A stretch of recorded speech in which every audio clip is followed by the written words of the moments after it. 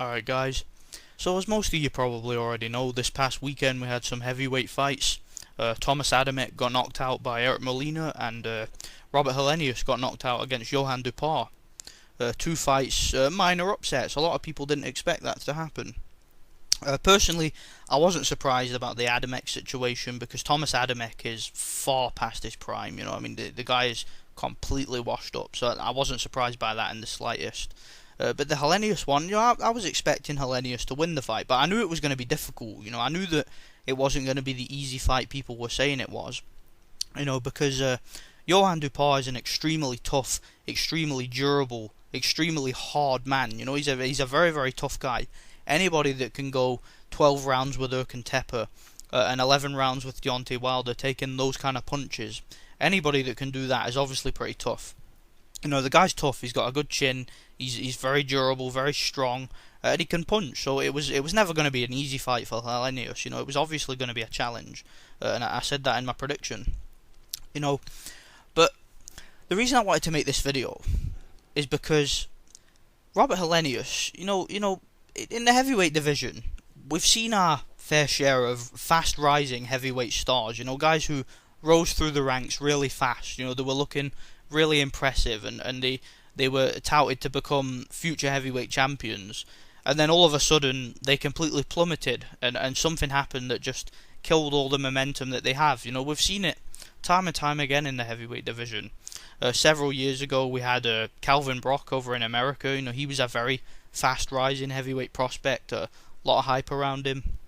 He got a shot at Vladimir Klitschko, which a lot of people felt came a little bit too soon, and he just got flattened in the fight. He got absolutely knocked out, and he was never the same. It destroyed his career, and his career was basically just halted. He could never get anything going ever since. More recently, we had David Price here in the UK. He was a very fast rising heavyweight star. He was doing really well at domestic level. He was knocking everybody out. He was looking spectacular doing it. And then, he hadn't put a foot wrong in his entire career. And then they got overconfident, and they put him in with Tony Thompson, who was a veteran world title contender. So it was a guy who, in terms of experience, he was just vastly more experienced than David Price was. And David Price got knocked out, and he's never been the same since. He then went on to lose the rematch. He got stopped again, and then he went on to get devastatingly knocked out against Erkan Tepe, and he looked extremely gun shy in both of those fights, and even the little fights in between he had against Journeyman. He wasn't really able to get off the kind of offense that he was earlier in his career. He looked just too gun shy. He didn't really want to let his hands go. He was backing up to the ropes, and he was just too nervous and ended up running out of gas. And I just think that I think that first Thompson fight just ruined him. It ruined his confidence. That's the thing with heavyweights. These are big, really strong, really powerful guys.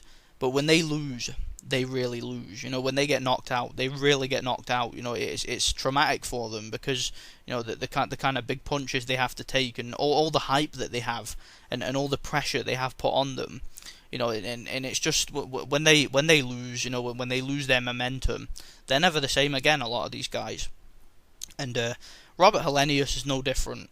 But let's talk about Robert Helenius.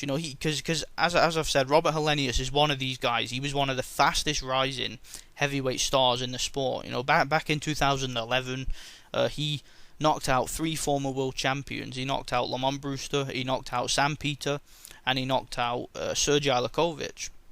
He beat all of those guys in spectacular fashion, and for a guy that's on his way up, that's in his first 15, 16 fights, that is impressive.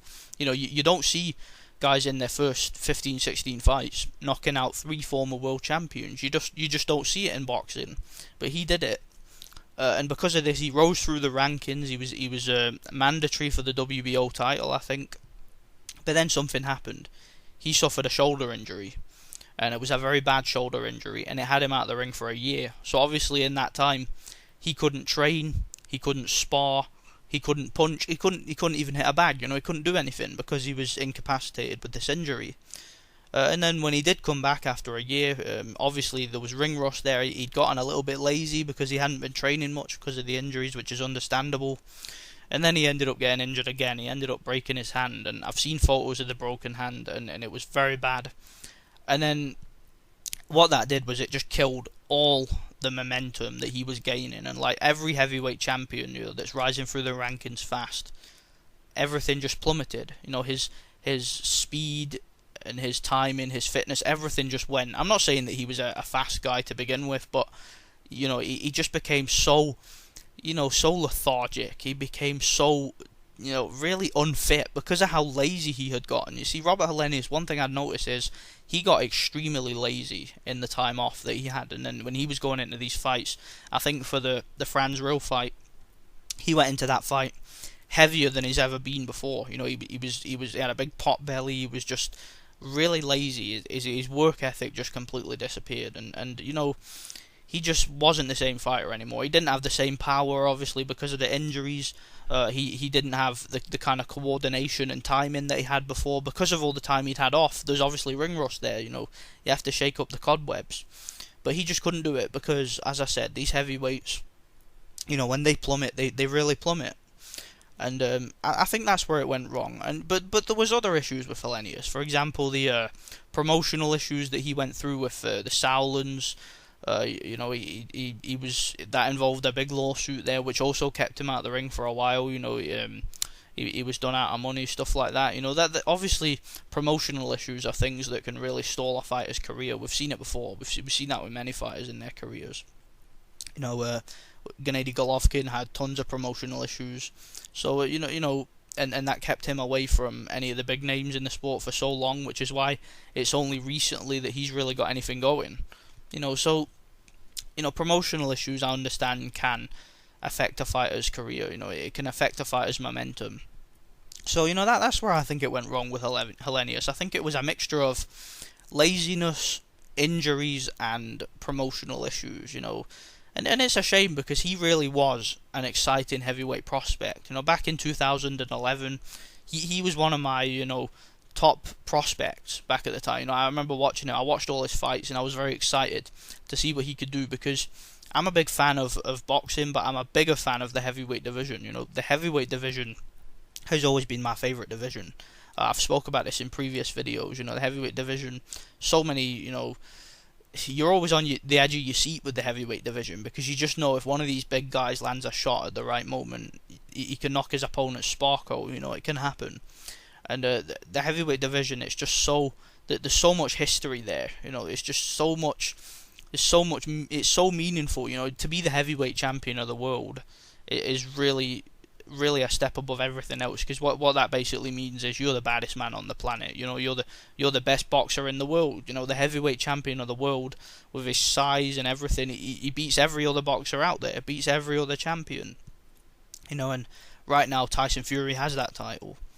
But I think it is a shame because I do think that Helenius could have been a great heavyweight. He really could have been, but he just did not have the look that a lot of these guys have. It's really weird to see how the heavyweight division pans out because Tyson Fury, earlier in his career, when he was rising through the ranks and all that, he did not look impressive. I mean, he really didn't. Early in his career when he fought people like John McDermott, David Price knocked out John McDermott in the first round.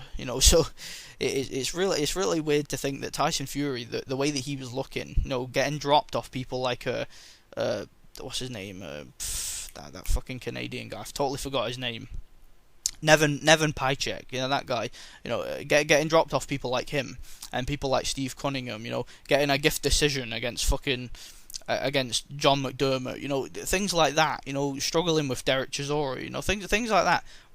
Tyson Fury just didn't seem that impressive on his way up, so you wouldn't have looked at him then and thought he was going to be heavyweight champion, whereas people like David Price and Robert Helenius, you would look at people like that and you would think they would be heavyweight champion, but funnily enough, those are the guys who plummeted, those are the guys who never reached their potential, whereas Tyson Fury obviously did reach his. So that's why I love the heavyweight division. It's so unpredictable. You never know what's going to happen. It's just such an intriguing division. It's really intriguing to see how things pan out in the heavyweight division. Can Robert Helenius get back to where he was? No, never. He'll never be a world champion. He at least not a legitimate world champion anyway. You know, those of you know, I don't consider Lucas Brown or Charles Martin to be world champions. So, you know, when I'm saying he'll never be a champion, I'm not saying he'll never win a belt. I'm just saying he'll never be a true champion. You know, but I don't see him ever getting back to where he was, because once these heavyweights plummet, they really plummet. You know, it's just what happens. It's what happens in the sport. So, anyway, let me know what you guys think. I'm out.